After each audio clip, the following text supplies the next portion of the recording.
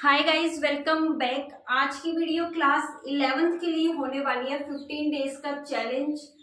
जैसा कि तुम लोगों ने कहा ही था कि हमारे लिए भी चैलेंज हमें चाहिए, तो 15 डेज का चैलेंज है जो कि तुम्हें पूरा करना है और मुझे पता है तुम लोग पूरा कर भी लोगे। तो बिना टाइम वेस्ट के शुरू करते हैं। सबसे पहले दिन पे डे 1 पे तुम्हें उठाना है अकाउंट्स, जो सबसे मेन सब्जेक्ट हमारा। अकाउंट्स उठाओगे, उसका जो फर्स्ट चैप्टर है तुम्हारे बेसिक कॉन्सेप्ट्स है ना अकाउंट्स के, वो तुम्हें कवर करने हैं। उससे ज्यादा तुम कुछ नहीं करोगे। और nature and purpose business studies का चैप्टर 1, बस यही दो करना है और इससे ज्यादा तुम मत करना कुछ भी। अकाउंट्स का जो चैप्टर फर्स्ट है तुम्हारे कॉन्सेप्ट्स वो, और बिजनेस स्टडीज का चैप्टर फर्स्ट कंप्लीट।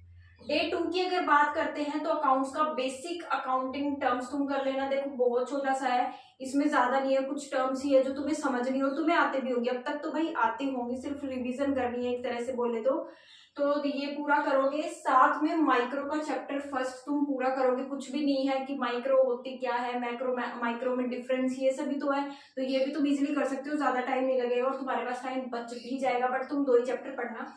डे 3 की अगर बात करते हैं तो तुम्हें बिजनेस स्टडीज का forms of business organisation chapter उठाना है, उसको आधा करना है, पूरा मत करना, आधा कर लेना।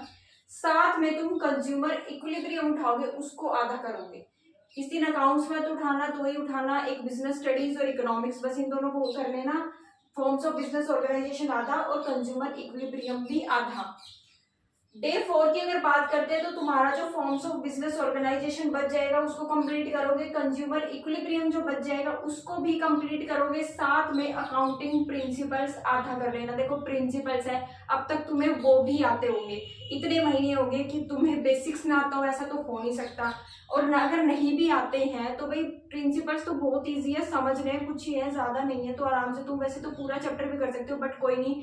बच्चे कहते हैं कि हमें स्कूल जाना होता है, मैंने तुम्हारे कमेंट्स पढ़े थे 12th वालों के कि हमें स्कूल भी जाना होता है, हमें टाइम पास नहीं है, उसका सोल्यूशन भी बाद में निकालते हैं। पहले तुम देख लो तो अकाउंटिंग प्रिंसिपल्स ही समझ मतलब कर लेना, तुम आधा कर लेना। उसके बाद डे 5 की अगर बात करते हैं तो अकाउंटिंग प्रिंसिपल्स जो तुम्हारा रह गया था ना उसको कंप्लीट करना। साथ में पोर्ट्रेट ऑफ अ लेडी तुम्हारा इंग्लिश को उठा लेना। अब सिर्फ इतना तो करोगे, वो तो मैं पोर्ट्रेट ऑफ अ लेडी में क्या ही है, बहुत इजी आता ही होगा तुम्हें, फर्स्ट ही तो है। तो देखो बैकलॉग तुम अपना कवर कर लेना। हो सकता है तुम्हारा कंज्यूमर इक्विलिब्रियम, मुझे लग रहा है कि शायद 2 दिन में तुम ना कर पाओ, तुम्हारा कुछ रह गया, या फिर फॉर्म्स ऑफ बिजनेस ऑर्गेनाइजेशन में तुम्हारा कुछ रह गया हो, तो यहाँ पे कंप्लीट कर लेना, तुम्हारे पास टाइम आराम से बचेगा। अगर डे 6 की बात करते हैं तो तुम बिजनेस स्टडीज का public private and global enterprise को उठा लेना, उसको आधा कर लेना। और साथ में डिमांड वाले चैप्टर को भी आधा खत्म कर लेना। फिर डे 7 की अगर बात करते हैं तो डिमांड वाला जो चैप्टर तुम्हारा यहाँ पे रह गया था ना उसको आधा कर लेना, और फिर प्लस एक फोटोग्राफ करना, बस इंग्लिश का, और कुछ मत करना। अब देखो डिमांड वाला चैप्टर वैसे तो बहुत इजी भी है, अगर बाय चांस तुम्हारा यहीं पे कंप्लीट हो जाता है, हो जाना चाहिए वैसे तो, बट अगर नहीं होता तो कोई दिक्कत वाली बात नहीं है, जितना हो सके उतना करो। तो यहाँ पे तुम और कुछ भी कर सकते हो, वैसे तो देखो थोड़ा बहुत ना तुम अपने हिसाब से इसको चेंज कर लेना, क्योंकि मुझे नहीं पता ना हर बच्चे का कि किसका कितना रहता है, किसको कितना आता है। तुम्हारे हिसाब से तुम देख लेना, जितना सिलेबस तुम्हारा हो गया है, जितना तुम्हें आता है, कैसे है।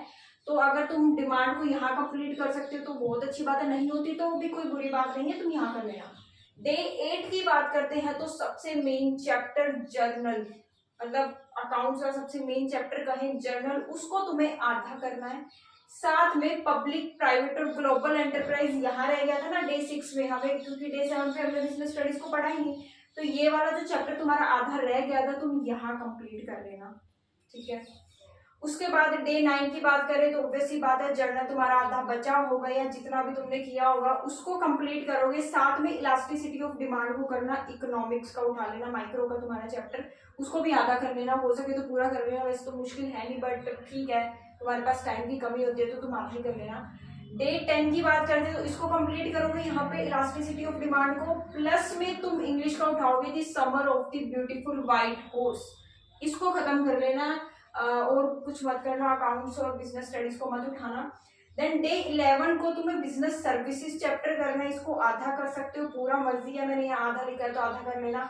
साथ में इंग्लिश की क्लासिफाइड एडवर्टीजमेंट जो टॉपिक है उसको कंप्लीट करोगे, प्रैक्टिस करनी है इनकी, ऐसे नहीं है तुमने सिर्फ देख लिया।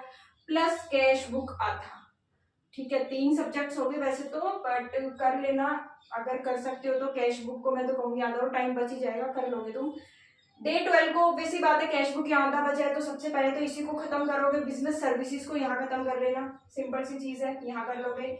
फिर डे 13 की बात करें तो सप्लाई वाला चैप्टर पूरा कंप्लीट करना। अब तुम कहोगे सप्लाई पूरा एक दिन में, हाँ, क्योंकि देखो डिमांड तो तुम कर चुके हो ना। अब सप्लाई और डिमांड बिल्कुल एक दूसरे के ऑपोजिट ही तो है। अगर डिमांड वाला चैप्टर आता है तो सप्लाई में कोई दिक्कत नहीं आनी चाहिए, तो वो आराम से कंप्लीट हो जाएगा, पूरा चैप्टर कर लेना। साथ में नोट मेकिंग जो तुम्हारा टॉपिक है इंग्लिश का वो करोगे। सिर्फ इतना करने के बाद तुम्हारे पास टाइम बचेगा तो तुम अपना बैकलॉग कवर कर लेना। अगर यहाँ पे इन दिनों में कुछ भी तुम्हारा बच जाता है, कुछ भी, मान लो कैश बुक तुमसे कंप्लीट नहीं हो पाया या इलास्टिसिटी ऑफ डिमांड तुम्हारा रह गया, कुछ भी रह जाता है, तो तुम यहाँ पे डे 13 है ना, हाँ, यहाँ पे कंप्लीट कर लेना। उसके बाद डे 14 की बात करें तो सब्सिडरी बुक्स आधा करना। अब आधा वैसे तो पूरा कर सकते हो, छोटा सा तो चैप्टर और बहुत ईजी होती है, बट मैं कह रही हूँ आधा कर लो, ठीक है। और अगर पूरा करे तो बहुत अच्छी बात है, तुम पे डिपेंड करता है। Then emerging modes of business को भी आधा कर लेना, ठीक है। अब डे 15 की बात करें तो सब्सिडरी बुक्स आधी कंप्लीट कर ली, आधी बची है उसको करोगे, और ये एमर्जिंग मोड्स वाला चैप्टर यहाँ कंप्लीट करोगे। साथ में तुम स्टैटिस्टिक्स का फर्स्ट चैप्टर उठा लेना।